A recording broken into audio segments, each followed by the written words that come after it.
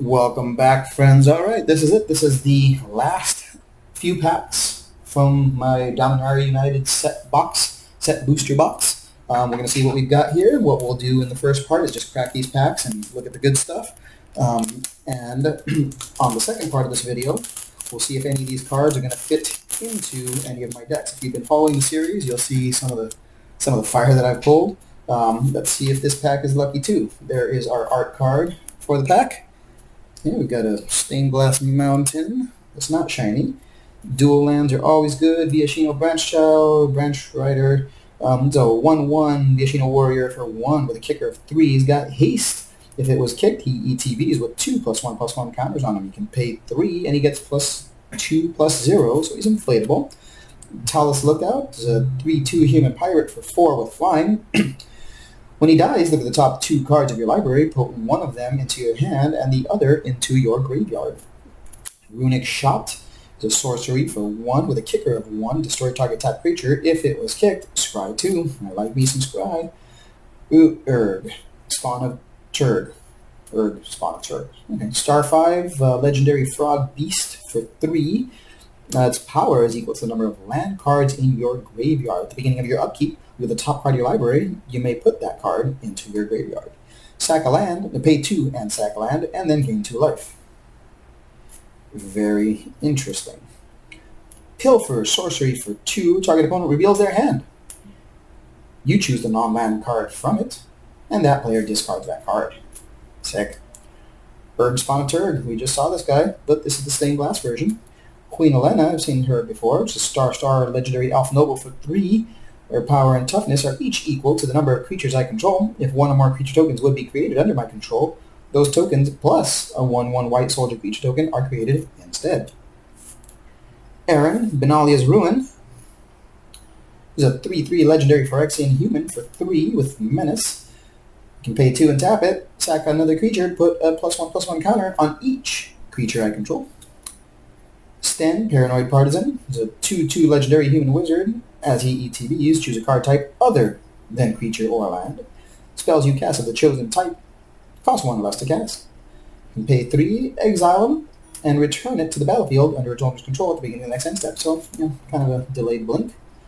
Coalition Warboot is a 3/4 Minotaur Berserker for 4 with Enlist and Trample. It's not terrible, and it's the shiny. Okay, and not much there. Okay. I don't hate Sten. Okay, let's see what we got in this pack number 2, the penultimate pack of this box. And our art card is, look at the kitty cat. Okay, nondescript forest. Haunting Figment, a 2/1 illusion for 2 with vigilance. Haunting Figment can't be blocked as long as you cast an instant or sorcery spell this turn. Okay.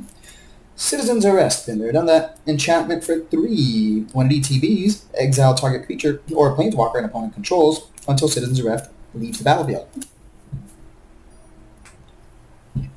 Okay, moving on, we've got Negate.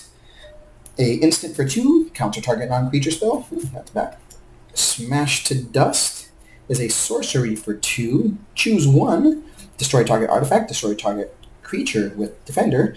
Smash to Dust deals 1 damage to each creature your opponents control. Rona's Vortex is an instant for 1 with a kicker of 3. Return target creature or planeswalker you don't control to its owner's hand.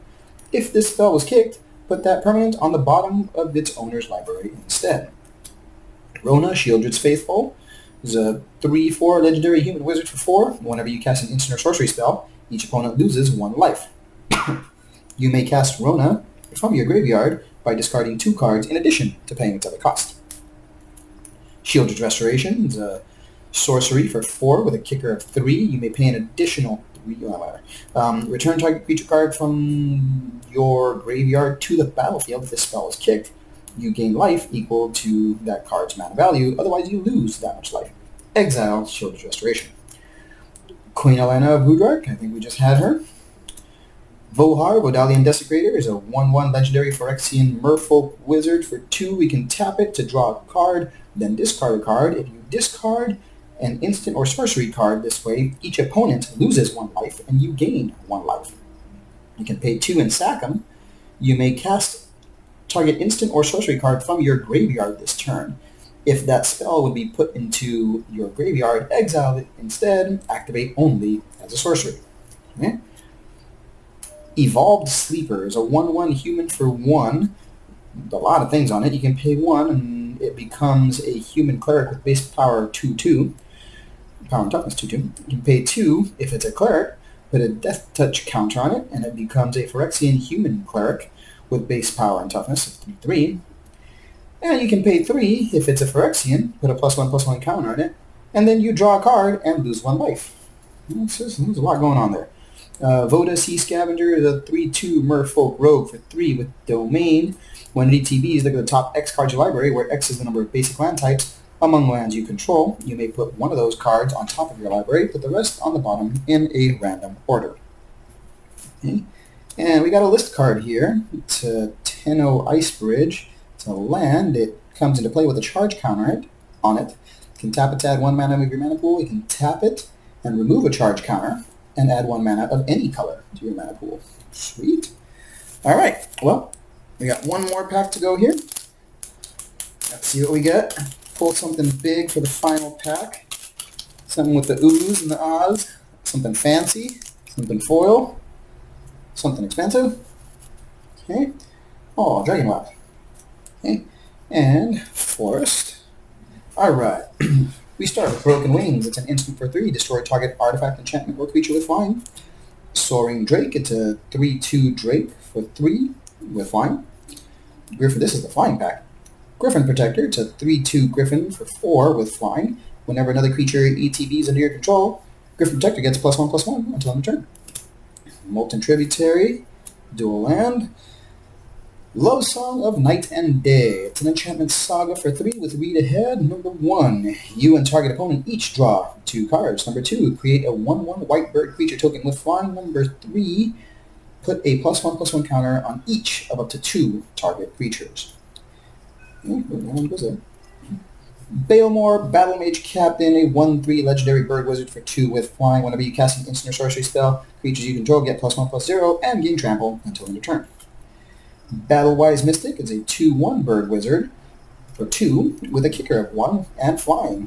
When it ETBs, if it was kicked, discard your hand and draw 2 cards. We just saw this one in a different frame.